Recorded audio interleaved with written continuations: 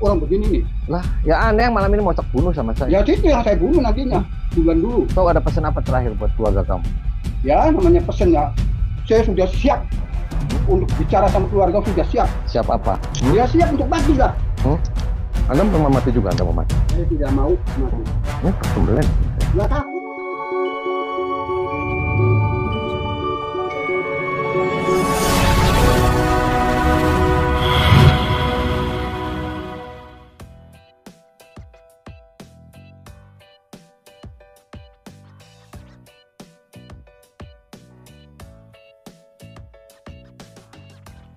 Assalamualaikum saudara-saudaraku yang saya sayangi. Selamat datang kembali di saluran kami yang selalu menyuguhkan konten inspiratif dan menggemparkan. Cerita yang akan saya bagikan kali ini berkaitan dengan pemiluhan pilkada serentak yang akan berlangsung sebentar lagi di negara yang kita cintai ini. Yaitu tentang pembahasan dari kisah seorang praktisi aliran hitam yang ikut campur untuk memenangkan satu pihak dan bahkan menyakiti pihak sebelah. Motif apa yang sebenarnya dilakukan praktisi tersebut dan bagaimana Kang Ujang Bustomi dapat memberantas tabir kejahatan tersebut? Baiklah, jangan pernah beranjak dari tempat duduk kalian karena kita akan menantang diri dengan konten yang sangat menggemparkan. Dengan tema, kisah nyata misteri Kang Ujang Bustomi hajar tuntas penipuan, calon legislatif praktik dukun santet. Ayo, saksikan kisah ini dengan hati yang terbuka dan semangat yang membara. Selamat menyimak.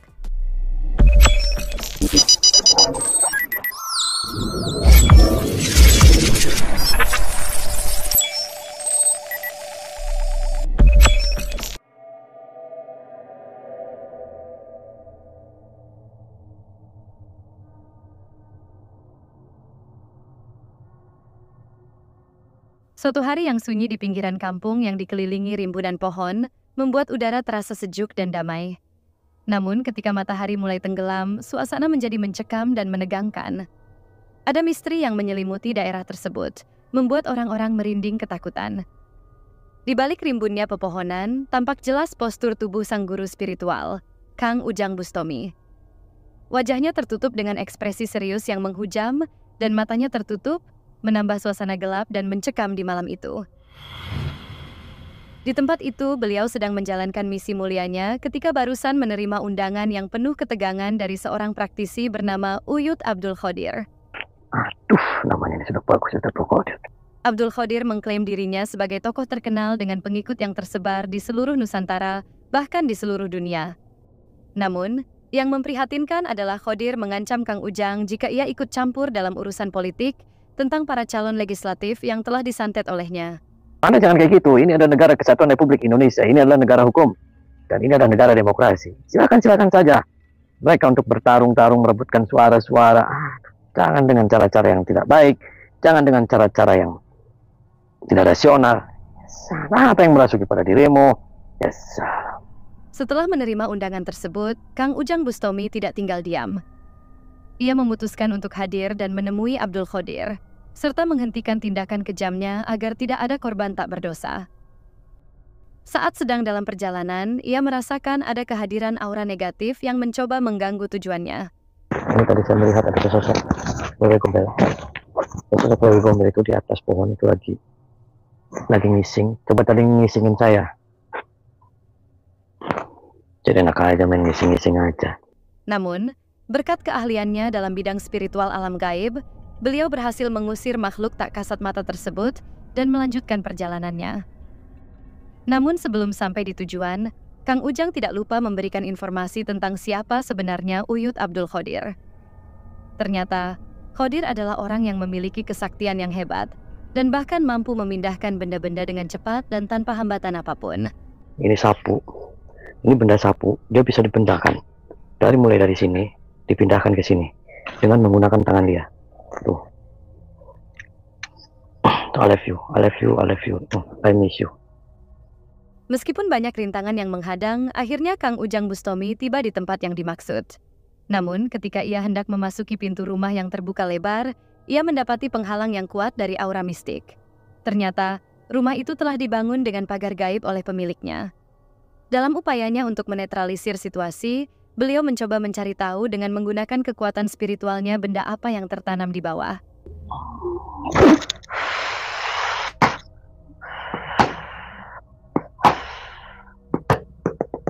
Di sini ada pasangan. Suaranya berbeda. Ini ada keris. Dalam ini ada keris.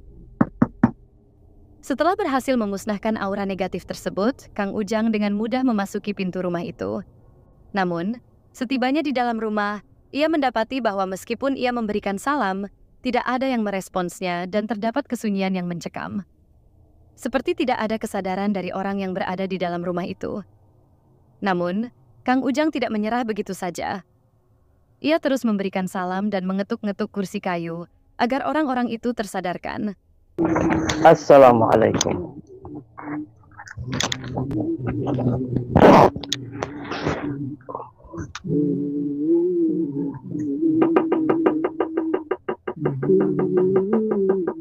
Assalamualaikum. Setelah beberapa kali mencoba, ia mulai merasa kesal karena tidak ada respon, dan akhirnya ia membentak mereka dengan keras agar segera sadar dari keadaan yang tidak wajar. Woi! Assalamualaikum. Assalamualaikum. Anda punya telinga nggak? Lihat dia kan ada telinga ini. Akhirnya mereka pun terkejut. Ketika Kang Ujang Bustomi memperkenalkan dirinya serta membenarkan kedatangannya untuk memenuhi undangan tersebut, namun orang itu malah menuding Kang Ujang telah menghalangi usahanya dan mencampuri setiap urusannya dengan suara keras. Meskipun demikian, beliau tetap berusaha untuk tetap tenang dan memberikan nasihat agar orang itu kembali ke jalur yang benar. Namun orang itu masih mempertahankan sikapnya yang sombong. Kesana kenapa nggak mau salaman?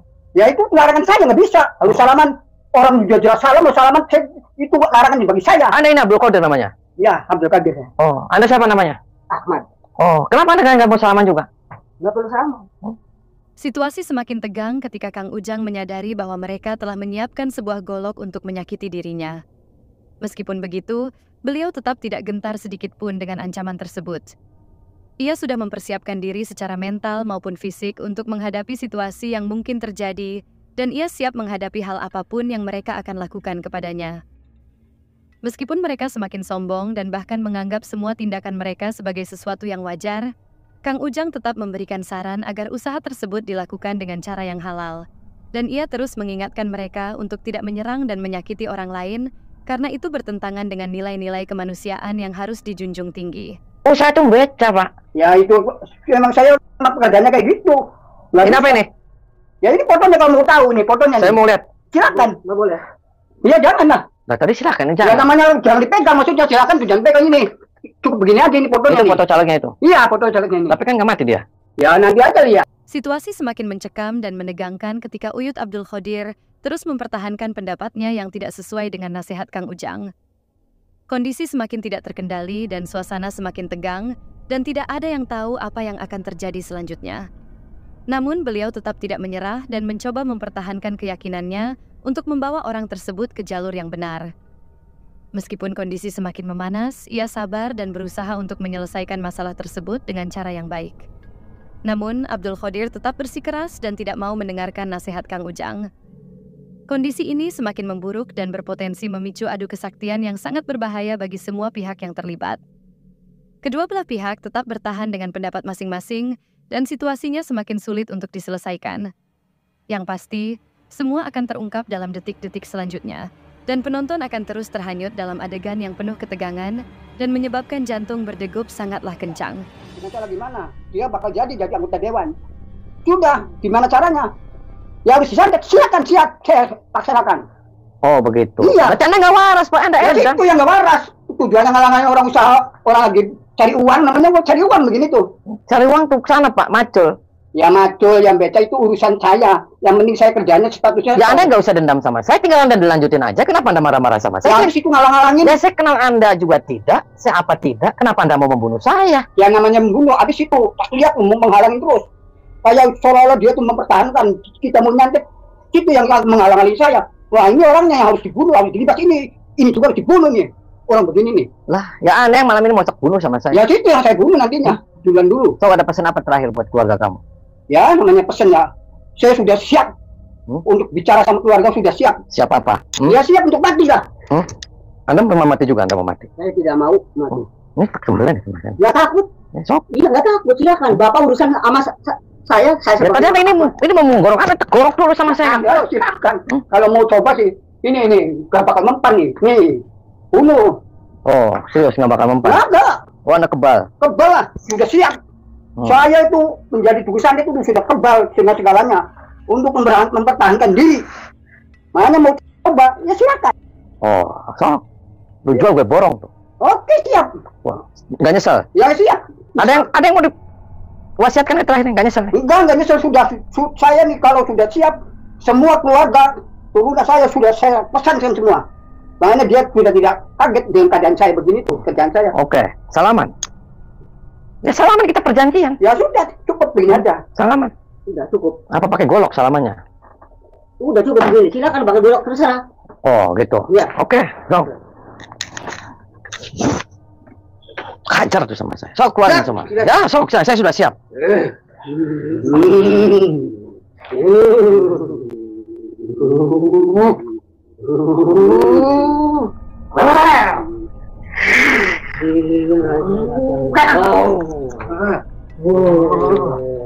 Ini orang yang mengalih-alihkan saya. Ambil.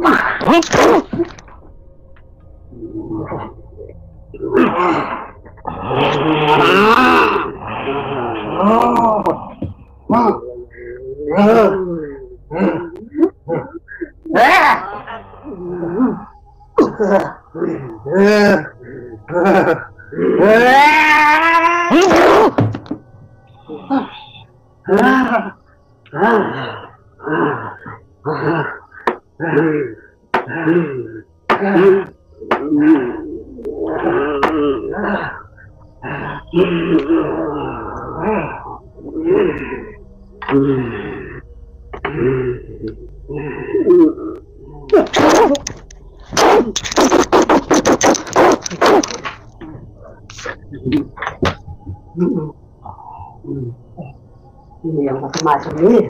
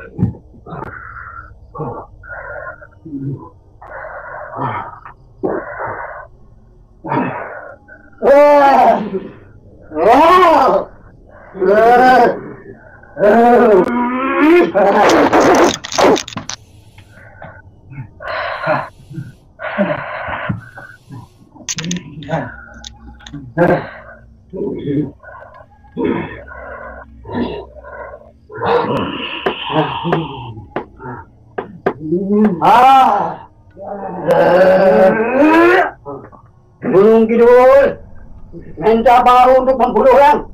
Ya. Kumpul. Datanglah kau dibantu. Bantu.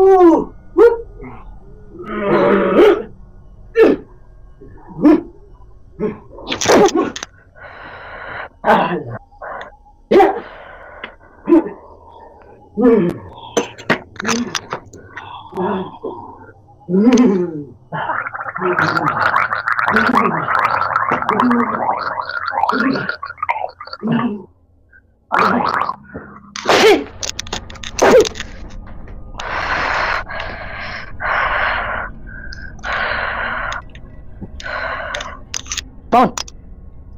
Bangun! Walaupun kedua dukun santet itu memiliki kekuatan kanuragan yang kuat, Kang Ujang Bustomi mampu bertahan dan pada akhirnya berhasil mengalahkan mereka dengan seorang diri.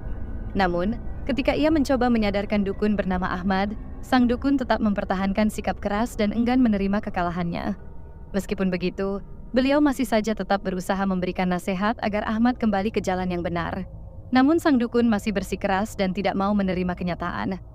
Kendati demikian, Kang Ujang tidak putus asa dan terus berupaya memberikan contoh terbaik dan menunjukkan bahwa kebaikan selalu akan menang atas kejahatan. Cari uang. Saya Densus. Kenapa ikut campur? 101. Tidak ada urusan sama saya. Anti pengemperutan. Enggak takut.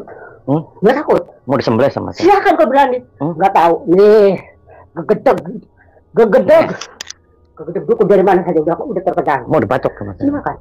Saya tidak takut. Duduk. Ayo, duduk. Kamu nggak takut saya anggota? Tidak takut. Duduk. Serius? Nggak takut saya anggota? Enggak. Tempeleng sama saya.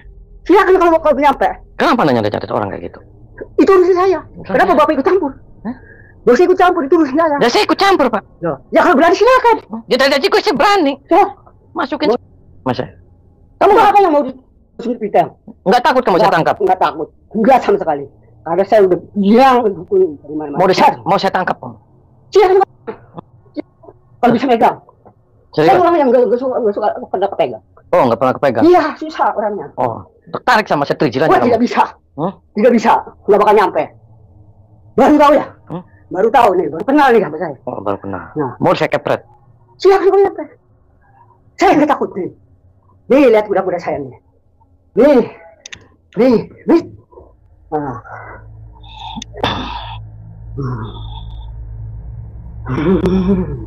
Saya tuh benci yang seperti ada orang yang begini. Saya benci, saya tidak takut siapapun. Diam kamu? Gak usah, saya nggak mau diam. Diam? Tidak bisa. Bisa kamu diam? Tidak bisa. Bapak yang diam. Ayo. Tak sumut deh sama saya. Nah, silakan kamu nyampe. Saya nggak takut. Matiin, mau sembelih. Kamu tadi mau nyembelih saya? Tidak tahu takut, saya mau membunuh Bapak. Karena Bapak mengikut campur urusan saya. Apa gunanya urusan saya? Ya saya makan tuh pisang tuh. Gak begitu. Gak doyan pisang. Kenapa gak doyan? Gak biasa. Matanya disit. Hajar sama saya. Di tempat itu, Kang Ujang merasa khawatir ketika mengetahui bahwa masih ada pasangan kandidat calon legislatif yang bermain curang dan bahkan menggunakan cara-cara yang keji, termasuk meminta bantuan dukun santet. Padahal, hal semacam itu sangat bertentangan dengan prinsip negara demokrasi yang seharusnya memberikan kesempatan yang setara bagi semua calon. Ia merasa sedih dan prihatin melihat bahwa masih ada beberapa orang yang menggunakan cara kotor dalam urusan politik di negeri ini.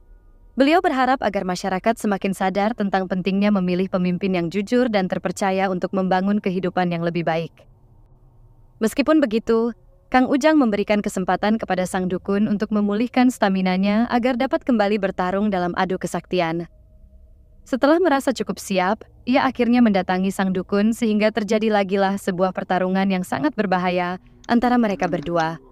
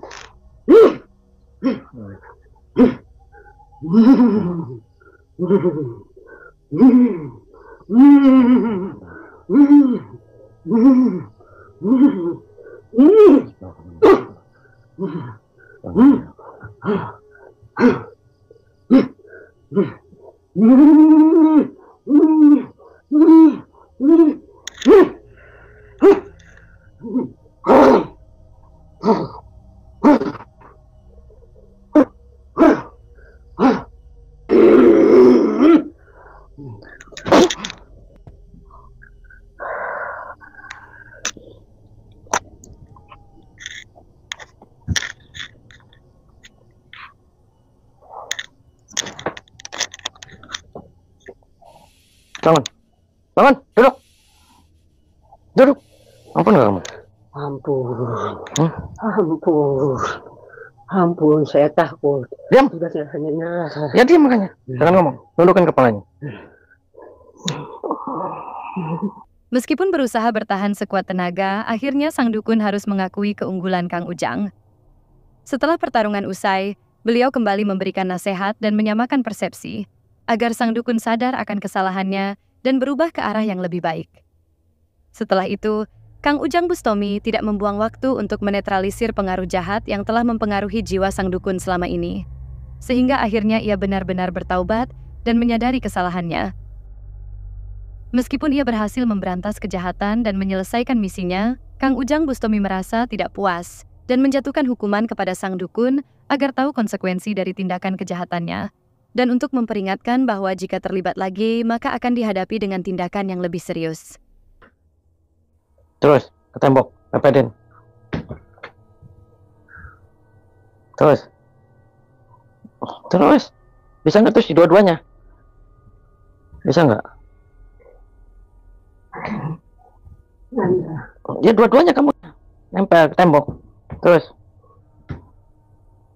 Terus.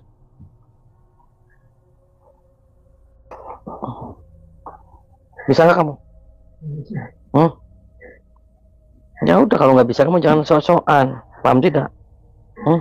Udah diam, push up.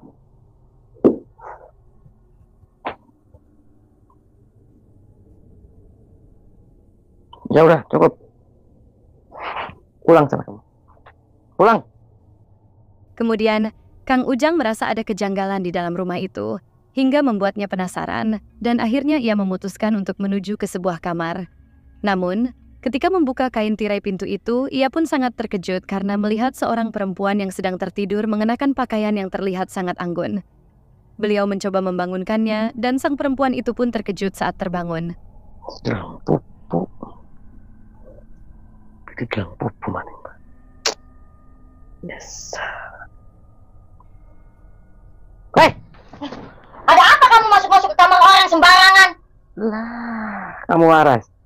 Waras kamu, waras. Kenapa? Apa saya? Kamu gila ya? Enggak. Ternyata, wanita itu adalah pasien dari Uyut Abdul Khodir bernama Novita, seorang janda yang meminta tolong kepada sang dukun untuk menyantet mantan kekasihnya. Kang Ujang sangat terpukul ketika mengetahui dari Novita bahwa sang dukun meminta kepadanya untuk melakukan syarat dengan cara ditumpangkan terlebih dahulu jika benar-benar ingin hajatnya terkabul. Namun, ia tidak tinggal diam dan mencoba meyakinkan Novita untuk tidak melakukan hal tersebut lagi. Sayangnya, Novita tetap menolak dan bahkan merasa bahwa Kang Ujang terlalu jauh ikut campur dalam urusannya. Akibatnya, suasana di dalam ruangan menjadi tegang dan tidak terkendali meskipun sebelumnya telah mulai tenang. Kemudian, apa yang terjadi selanjutnya masih menjadi misteri. Apakah Kang Ujang Bustomi mampu membujuk Novita untuk tidak melakukan hal yang merugikan orang lain? Ataukah Novita akan tetap keras kepala dan menimbulkan pertikaian di antara mereka? Satu hal yang pasti, situasi semakin memanas dan detik demi detik berlalu dengan penuh ketegangan. Semua jawaban akan terjawab dalam hitungan waktu berikutnya, dalam keadaan suasana yang begitu sangatlah mencekam. Tutupin kamu. Enggak. Kenapa nggak mau ditutupin? Urusan saya. Nyasar. Itu kelihatan, Nok. Enggak. Kamu mau? Kok mau sih? Udah aja. Pulang. Enggak. Aduh, pulang, Nok. Saya nggak bakalan pulang dari sini sebelum dendam saya terbalaskan. Dendam apa, Ireno? Dendam apa? Jangan, nggak boleh orang dendam. Dendam itu nggak boleh. Paham ya? Siapa yang ngajarin dendam? Dendam itu nggak boleh. Enggak. Diikhlasin aja. Ikhlas. Paham ikhlas? Ikhlas. Paham ikhlas? Ikhlas. Tidak. Yes. Dari kamu ditumpakin. Tuh, katon cangcut kamu. Tutupin kamu. Enggak. Jangan buat laki-laki ngaceng kamu. Biarin itu urusan saya. Yes. Kalau kamu mau ya boleh sekarang. Nggak mau lah. Saya nih, biar kamu kayak gitu, saya sudah nggak tegang. Saya nih, kamu berarti sehari di sini ngemprot berapa kali sama dia? Ada 3 kali, 4 kali. Sama siapa berapa kali kamu ditumpakin? 4 kali. Oh, 4 kali. Masih kenceng itu barang. Masih kuat. Sekali main berapa ronde? Berapa jam sekali main? 2 jam. 2 jam. Serius 2 jam? Iya. Jebol dong anak itu barang. Pulang aja, pulang. Enggak. Yuk, pulang. Kenapa nggak mau pulang? Suka-suka saya. Yuk, Saya masih suka kok di sini. Oh, masih suka. Tuh, pada merah, Nok. Itu dikecupin. Urusan saya. Yes.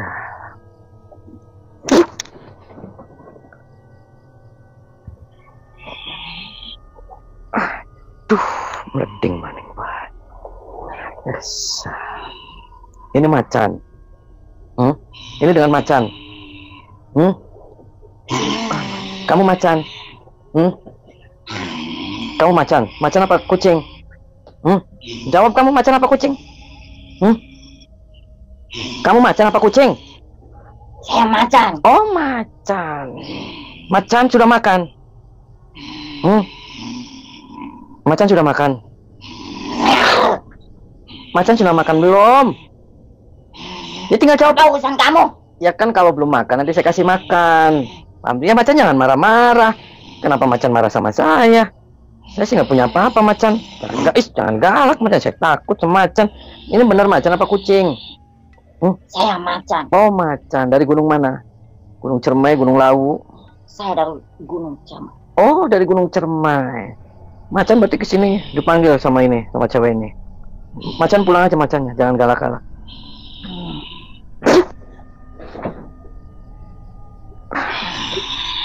Tuh.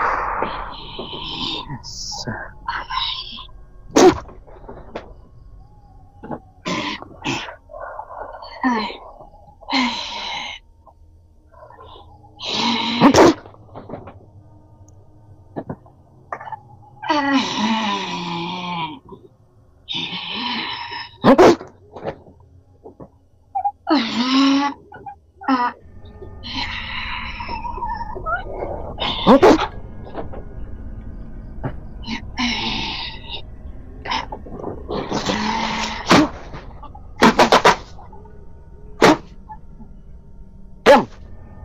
Duduk kamu. Duduk. Sabar ya kamu. Diam, sonjolan kakinya. Jangan metakak kamu. Kelihatan sana dalamnya. Terus sonjol. Tutupin. Tutup sananya. Pentung. Terus. Benar kamu berapa kali di sini? Serius 4 kali. Sini maju lagi. Maju sini. Cepat turun. Berdiri, dibenerin dulu itu. Oh, duduk lagi. Aja kamu. Kamu jadi biar bergeser. Jawab. Daripada pentung nih sama sapu. Mau pulang nggak kamu? Nggak pulang? Pentung nih sama sapu sada.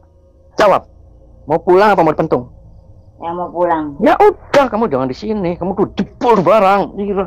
Nah, aja kamu nawar-nawarin saya barang kamu. Parah. Sholat kan kamu? Hei! Sholat kan? Sholat enggak? Tidak. Kenapa enggak sholat? Kenapa? Kenapa enggak sholat kamu? Kenapa enggak sholat? Kamu enggak bisa sholat? Enggak ada yang ngajarin sholat? Saya tidak bisa sholat. Ya sholat kamunya. Daripada tuh barang-barang kamu ini. Aduh, mau tuh kerojok kamu sama sapu. Hah? Nah, aja kamu. Mau nggak kamu saya kerojok pakai sapu? Mau nggak? Ya. Ya, makanya kamu jangan kayak gitu nyantet-nyantet. Keluar kamu. Keluar, percaya. Antung sama terbesar. Sungguh perjuangan yang luar biasa dari sang tokoh guru spiritual, Kang Ujang Bustomi, yang harus melewati berbagai rintangan yang menghadang. Namun akhirnya beliau dapat menyelesaikan misinya. Dengan begitu, berakhirlah pulalah kisah ini. Walaupun tontonan ini pada awalnya sangat menegangkan, tapi sebenarnya di balik kisahnya terselip pesan moral dan nilai dedikasi yang dapat kita petik bersama.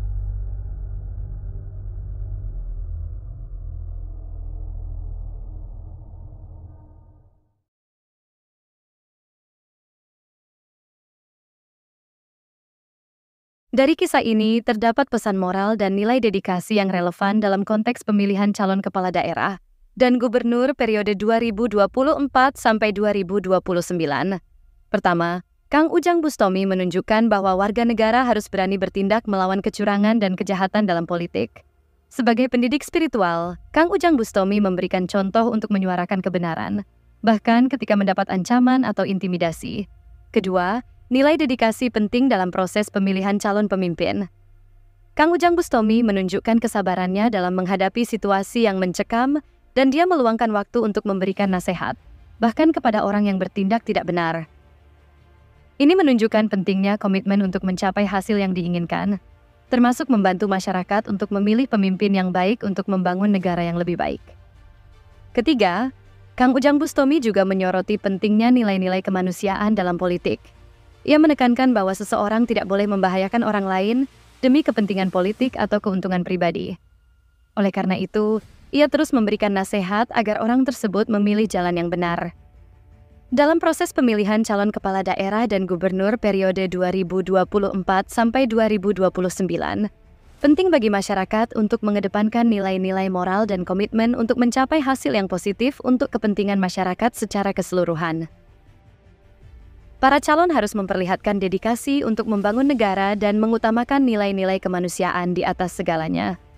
Seperti halnya Kang Ujang Bustomi, kita juga harus berani menyuarakan kebenaran dan menentang segala bentuk kecurangan ataupun kejahatan yang mungkin terjadi dalam politik pada Pileg dan Pilgub 2024 sampai 2029. Semoga pembahasan kita kali ini bermanfaat serta apa yang kita lakukan pada hari ini mendapatkan ridho dari Sang Maha Pencipta Allah Subhanahu wa Ta'ala. Dan sampai jumpa di kisah-kisah menarik lainnya. Akhir kalam saya ucapkan, Assalamualaikum warahmatullahi wabarakatuh. Duduk di kursi. Duduk. Bisa baca istighfar kamu? Tidak. Makan pisang. Makan. Makan. Ini yang ini. Makan. Makan. Pisang dimakan, pisang. Ini yang ini. Terus. Bismillah dulu, tangan kanan. Bismillah. Terus, baca bismillah. Enak. Enak. Udah makan belum? Belum. Ya iya, kamu tadi macan ngomong makan. Suruh makan belum. Oke, ambil. Yang kenyang. Pulang. Bayar berapa kamu di sini? Nyantet orang tuh. 1 juta, 2 juta? Bayar 1,5 juta. Oh, 1,5 juta bayar sama dia. Suruh nyantetin orang itu. Itu sudah mati orangnya. Sudah mati belum? Belum mati kan?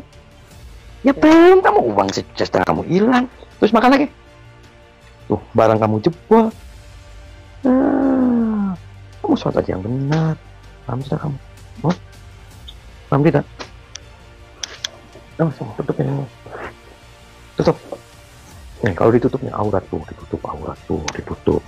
Ini aurat ditutup, ini ditutup tuh. Karena kamu nanti diminta pertanggungjawaban di akhirat. Apa yang kamu buka untuk orang lain lihat, itu kamu nanti dipertanggungjawabkan di akhirat. Dirojok-rojok ilan sini teh, dirojok-rojok di kuburan. Mau kamu mau?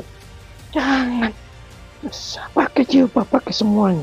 Tutup semua. Jangan sampai lagi. Ini yang bikin laki-laki ngaceng tuh kamu dibuat ini. Untung saya nggak ngacengan kamu. Dilihat pupuk, nggak dilihat pupuk. Aduh, nambah rampasan perang. Padahal musik kita.